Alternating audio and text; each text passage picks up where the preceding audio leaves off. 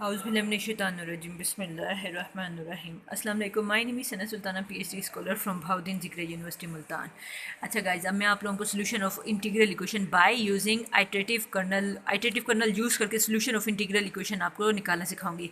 इससे पहले जो मैंने आप लोगों को मेथड नंबर 50 था, वो ये 6 है, आप लोगों को करवाया था। उसमें मैंने क्या किया था, उसमें मैंने ये किया था, आप लोगों को सक्सेसिव अप्रोक्सीमेशन सिखाया था। उससे पहले जो मेथड था वो था सक्सेसिव सब्स्टिट्यूशन मेथड था। तो ना सक्सेसिव सब्स्टिट्यूशन मेथड भी अच्छा था, अप्रोक्सीमेशन मेथड भी बड़ा अच्छा था। उसमें हमें क्या कहता था, वह कहता था यू ऑफ ज़ीरो जो है ना एफ ऑफ एक्स के बराबर है। फिर आप एफ ऑफ एक्स उठा के यहाँ पुट करते थे, इंटीग्रेशन लेते थे, और फिर बाकी सारी चीज़ें आप लोग इस तरह से करते रहते थे। फिर वो u1 का आंसर निकल आता था, u1 दोबारा इसमें पुट करते थे, u2 का आंसर निकल आता था, एंड सो ऑन। u2 तक वो निकाल के वो छोड़ देता था, और फिर कहता था कि un इस जनरल शक्ल का होगा, और ये आंसर आ गया। तो अब मैं आप लोगों को बताती हूँ कि आइटरेटिव कर्नल वाले मेथड सोल्व करने का क्या फ़ायदा है, और कैसे कैसे हम इसके क्वेश्चन सोल्व करेंगे। जैसे सपोज दैट आपके पास फ्रेडहोल्म्स सेकंड का इंटीग्रल इक्वेशन सेकंड काइंड की आपके पास गिवन है। आपने क्या किया, आप लोगों को वही प्रीवियस मेथड में सक्सेसिव अप्रोक्सीमेशन मेथड में क्या कहा जाता है, u of zero F of x के बराबर है। फर्स्ट अप्रोक्सीमेशन है इसकी, ठीक है जी, बात समझ आती है। आप लोगों ने फिर क्या किया, ये u ऑफ ज़ीरो की जगह क्या आ गया, एफ ऑफ एक्स आ गया। एफ ऑफ एक्स नहीं, यू टी है ना, तो यहाँ पे भी टी, तो यहाँ पे भी टी आ जाएगा। तो यहाँ पे हमारे पास आ गया एफ ऑफ टी आ गया।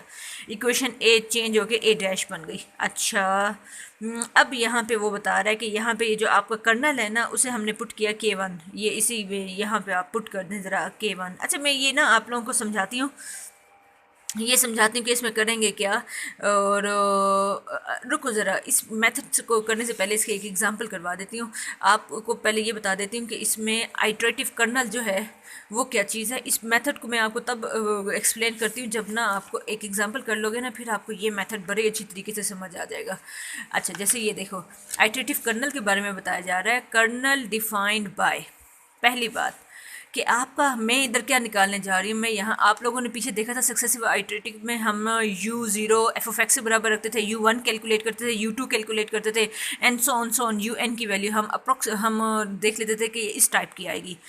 अब यहाँ पे हो जा रहा है हमारे पास, हम K1 कैलकुलेट करेंगे, K2 कैलकुलेट करेंगे, एंड सो ऑन चलते चलते हम क्या निकालेंगे, Kn की वैल्यू निकालेंगे। अब देखो K1 कैसे निकलेगा, जो ओरिजिनल कर्नल आपको गिवन होगा वही आपको K1 होगा। पहली बात, K1 आपका निकल आया। और फिर अब अगला फार्मूला आपको यूज़ करोगे, वो फार्मूला आप ये यूज़ करोगे। वो फार्मूला क्या है, वो हमारे पास है Kn इज इक्वल टू, मतलब nth टर्म, मतलब K2 निकालने के लिए आप ये फार्मूला यूज़ करोगे। क्या होगा, इंटीग्रेशन ए से लेकर बी तक, ओरिजिनल कर्नल एक्स, टी की जगह आ जाएगा T1। और फिर आपका जो भी अगला कर्नल क्या है, K1 है, मतलब 2 निकालने के लिए यहाँ n अगर 2 है तो यहाँ पे K1 आएगा। K1 का फर्स्ट पोजीशन पे x की जगह होगा ये T1, ये वाला वेरिएबल, ये जो लास्ट वाला, इसका स्टार्ट वाला, दोनों सेम होंगे। और फिर यहाँ पे अगर एक्स टी आप बना रहे हो ना, तो यहाँ पे समझो ट्रांजिटिव प्रॉपर्टी यूज़ हो रही है, कर्नल x के साथ T1, और फिर ये कर्नल जो भी आपका होगा 1 या 2 या 3 या जो भी है, वो आएगा T1 कोमा टी। और ये, हाँ, हम इंटीग्रेशन ले लेंगे with respect to D T.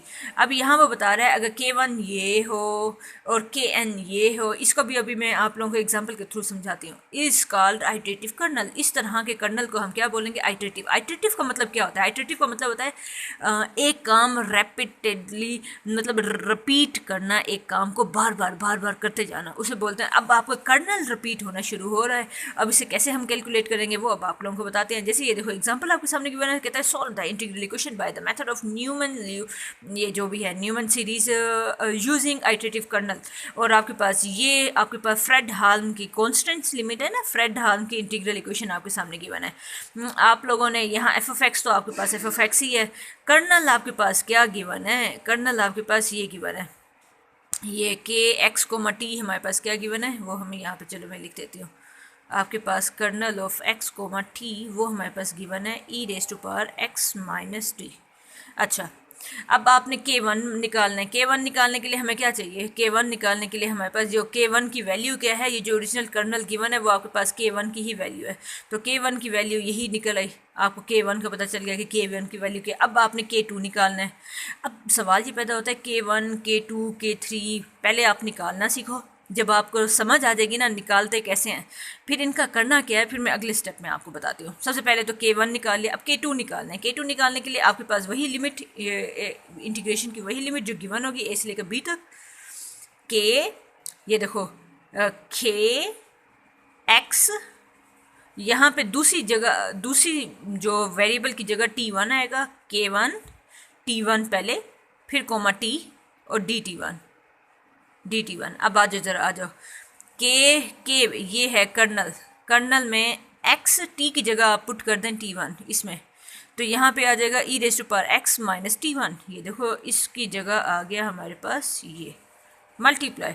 अब K1 भी हमारे पास इसी के बराबर है, तो वो फर्स्ट वेरी x की जगह आ जाएगा T1 और T रहेगा एज इट इज़, तो x की जगह आ जाएगा, यहाँ आ जाएगा T1 आ जाएगा। तो ये आप पुट करेंगे तो ये आंसर आ जाएगा। नीचे वाले सेम है, ऊपर वाले आपस में ऐड होंगे, negative positive cancel, x minus T हो जाएगा और ये आया।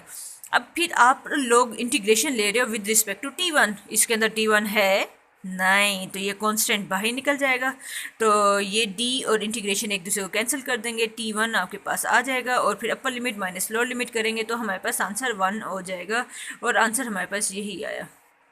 अच्छा, ये तो K2 निकालना सिखा दिया। K3 फार्मूला अब आप लोगों को हिफ्ज़ हो जाना चाहिए।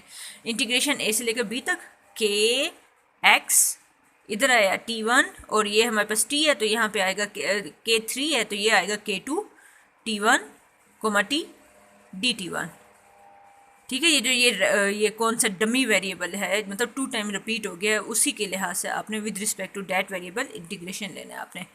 अच्छा, ज़रा ये पुट करो, x कोमा T1 कहाँ है भाई, x कोमा T1 कर्नल में, वो हमारे पास आ जाएगा यही आंसर, x कोमा T1 लिखेंगे। तो इसी तरह K2, ये K2 का आंसर ये है। K2 में x की जगह आ जाएगा T1, मतलब यहाँ आ जाएगा T1 और T हमारे पास एज इट इज़ रहेगा। अब आप इसे फर्दर आप करें, दोबारा ये कैंसिल हो जाएगा, x माइनस T, अब T1 इस पर फिर से नहीं है तो ये पीछे हट जाएगा, तो आंसर हमारे पास e⁻x माइनस T आ जाएगा। अच्छा, अब ये कर्नल निकाल लिए, K1 निकाल लिया, K2 निकाल लिया, KT निकाल लिया। अब क्या करना है, ये हमारे पास है, हमने अब इस फार्मूले में पुट करना है। ये फार्मूला क्या है, ये है वो पूरा, वो जो पीछे मैंने आपको नहीं करवाया ना डेरिवेशन, ये वही है। वो पहले आपको एक एग्जांपल करवा देती हूँ, फिर उस डेरिवेशन की तरफ चलती हूँ। ये है f(x) plus lambda power 1 integration 0 to 1 K1 f(x) dx। गौर से देखो, ये जो ये आपका मेन के था, वो जो ये इक्वेशन थी, phi of x equal f(x) plus lambda integration, और यहाँ कर्नल की जगह पहले अगर पावर लैम्डा की पावर 1 है तो यहाँ पे आएगा कर्नल 1 x कोमा t, और ये आएगा f(t) dt plus kernel lambda square integration K2, बाकी सब कुछ एज इट इज़, फिर प्लस लैम्डा क्यूब K3, बाकी सब कुछ as it is, and so on infinity तक f(x) लैम्डा, और ये हमारे पास कर्नल, ये हमारे पास कर्नल 1 का आंसर, कर्नल 1 का आंसर हमारे पास ये आया। और यहाँ देख लो वेरिएबल चेंज नहीं है, x और t ही है वेरिएबल, तो ये आपने रखा एज इट इज़ रहने दिया। अच्छा, ये हो गया हमारे पास, ठीक है, सही है। अब ये सिर्फ अंदर आपने पुट कर दिया, और नेक्स्ट पेज पे देखते हैं कि ये कर क्या रहा है। अच्छा, क्या किया है इसने, सिर्फ ये हाँ कॉमन ले लिया है, ये सबके पास था, f(x) भी सबके पास था, इंटीग्रेशन भी सबके पास था, उसने लैम्डा इसमें सारो कॉमन ले लिया। अंदर हमारे पास ये सीरीज़ बन गई, इस सीरीज़ को हम लिख सकते हैं 1 माइनस लैम्डा पावर -1। अच्छा, और ये नीचे चला गया और बस ये सिंप्लीफाई कर दिया और उसने आंसर निकाल दिया।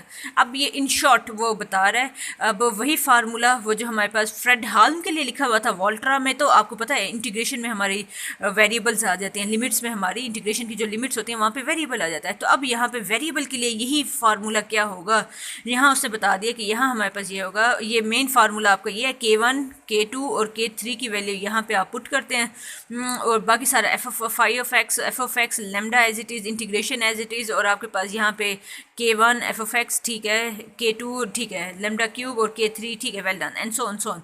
सिर्फ लिमिट अगर कांस्टेंट गिवन होगी तो कांस्टेंट पुट करना है, वेरिएबल गिवन होगी तो वेरिएबल पुट करना है। लेकिन यहाँ पे अब थोड़ा सा डिफरेंस है फ्रेड हाल्म के कर्नल्स आइटरेटिव कर्नल निकालने में और वोल्ट्रा के अल्टरेटिव कर्नल निकालने में। कैसे, K1 का आंसर हमारे पास क्या है, K1 का आंसर यही K(x) थी, अच्छा K2 का आंसर हमारे पास क्या है, K of x T1, K1 T1 और ये T।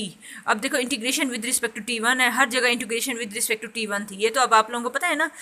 यहाँ अगर आप K2 निकाल रहे हैं तो K1 आएगा, K3 निकाल रहे हैं तो यहाँ K2 आएगा, Kn निकाल रहे हैं तो यहाँ पे Kn आएगा।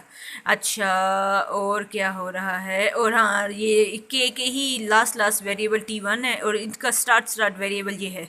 ये तो हमारे पास बिल्कुल वैसे ही है जैसे फ्रेड हाल था, लेकिन अब चेंजिंग देखो, चेंजिंग यहाँ आ रही है। इधर इंटीग्रेशन की जो लिमिट है, अपर लिमिट होगी पहला वेरिएबल, लोअर लिमिट होगी ये जो हमारा ये वाला वेरिएबल है, कौन सा, ये जो आखिरी वेरिएबल है T। इधर देखो अगले में अपर वेरिएबल, अपर लिमिट हमारे पास x, लोअर लिमिट हमारी T, अपर लिमिट x और लोअर लिमिट हमारी T, बस यही फ़र्क है वोल्ट्रा में और फ्रेड हाल इंटीग्रल इक्वेशन में। अब मैं आपको दिखाती हूँ, इसके सारे क्वेश्चन दिखाती हूँ और उनके सोल्यूशन भी आप लोग, ये हमारे पास फ्रेड हाल की इंटीग्रल इक्वेशन है। अब यहाँ पे आपके पास फार्मूलाज अच्छी तरह से याद आपको होने चाहिए, तो फिर आप चल सकते हो। अगर ये देखो अब ये फार्मूला आ गया है, ये देखो ये इसने ये मेंशन कर दिया, फर्स्ट ईयर में आप लोगों ने चैप्टर नंबर 9 में पढ़ा था, चैप्टर नंबर 10 में, चैप्टर नंबर 10 के लास्ट में आप लोगों ने ये पढ़ा था, ये फार्मूलाज पढ़े थे और इधर इनकी डेरिवेशंस वगैरह भी आप लोगों ने की थी। तो ये आपको फार्मूला आना चाहिए। और अब T1 के लिहाज से इधर इंटीग्रेशन, इधर तो T1 है ही नहीं, तो यहाँ पे इंटीग्रेशन और ये dt एक दूसरे को कैंसिल कर देंगे तो T आ जाएगा, अपर लिमिट पुट करेंगे तो पाई आ जाएगा। ये देखो न, इसी तरह यहाँ पे भी आप हाँ ये और ये कैंसिल हो जाएगा और ये हमारे पास आंसर आ जाएगा। और हाँ ठीक है, ये -π/2 पॉजिटिव हो जाएगा, मतलब इसी तरह से आप K3 निकालेंगे। ये K3 निकाल रहा है, सिंप्लीफाई करता जा रहा है। आप लोग इसे करिएगा, कोई अगर डिफ़िकल्टी हो तो आप लोग मुझे बताइएगा, मैं आपको इंशाल्लाह करवा दूँगी इसको। तो ये अब आगे दिखाती हूँ इसका, ये फ़ाइनल सॉल्यूशन इसका ये निकल आया, ये फ़ाइनल सॉल्यूशन निकल आया। काम आसान है, मुश्किल नहीं है, थोड़ा सा लेंथी है और यही मैथमेटिकल मेथड की खूबसूरती है कि सारे क्वेश्चन एक ही मेथड से आपको अगर समझा दें ना हम, आपको एक मेथड अच्छी तरह से समझ आ गया कि इस केस में ऐसे करना, इस केस में ऐसे करना, तो ये सारे क्वेश्चन ऐसे ही हो जाते हैं। और इसमें मुझे वाहिद ये सब्जेक्ट इसलिए अच्छा लगा था क्योंकि जब मैं MSc में आई थी ना, तब मैं देख के हैरान हुई थी कि वहाँ पे थ्योरम्स एप्लीकेशन, मैं कहती थी अपनी दोस्तों को मजाक उससे कहती थी कि ज़रा चेक तो करवाओ हम आए कहाँ पे हैं। ये ना मैथमेटिक्स में एडमिशन लेके हम लोग इंटीग्रेशन और डेरिवेटिव पढ़ने की बजाय ना थ्योरम्स ये कोई चेक करवा लो कि हम कहीं और तो नहीं चले गए। तो ये हमारे पास इसके सारे के सारे सोल्यूशन हैं। तो फिर मेरी दोस्त ने मेरा मजाक उड़ाती थी कि नहीं हाँ आप मैथ में ही आए हो, तो मैथमेटिक्स की जो ब्यूटी है वो सारी है ही थ्योरम्स में। अब मुझे थ्योरम्स अच्छी लगती है। अब ये जब कैलकुलेटेड वर्क आता है ना तो फिर थोड़ी सी जान जाती है, कहते हैं बस कंप्यूटर हो, कंप्यूटर से ये सारे काम करवा दें। चलें खैर, ये क्वेश्चन सारे के सारे आपको दिखा रही हूँ, आप लोगों ने इसको वीडियो को स्टॉप कर करके इसके सारे क्वेश्चंस सॉल्व करने हैं। तो मुझे इसकी आपको वो देने की ज़रूरत नहीं पड़ेगी, क्या आपको इसके सॉल्यूशन देने की ज़रूरत नहीं पड़ेगी। चलें ठीक है, और ये जो जितने क्वेश्चन हैं ये सारे के सारे आपके पास असाइनमेंट में हैं, ये सारे के सारे आपके पास असाइनमेंट है। चलें ठीक है, बस ये ख़त्म होने वाला है और ये ख़त्म हो गए हैं। ये एक और क्वेश्चन है आपके पास और ये गिनती के 7-8 क्वेश्चंस बनेंगे, इनकी प्रैक्टिस कर लीजिएगा। फ्रेड हाल में क्या चेंजिंग आती हैं और वोल्ट्रा में क्या चेंजिंग आती हैं, बस ये चीज़ें आपको अच्छी तरह से पता हों, बाकी ये सारा कुछ आसान है। चलें ठीक है, ये मेरे ख्याल से आखिरी एग्जांपल अब ये ख़त्म हो गई है। चलें ठीक है, बस फिर अब ये मेरा हमारा आइटरेटिव कर्नल वाला भी मेथड हमारा हो गया। चलें ठीक है, अब अपना बहुत ज़्यादा ख्याल रखिएगा, मैं मिलती हूँ इंशाल्लाह नेक्स्ट लेक्चर में नेक्स्ट टॉपिक के साथ। तब तक अपना बहुत ज़्यादा ख्याल रखिएगा। अल्लाह हाफिज़।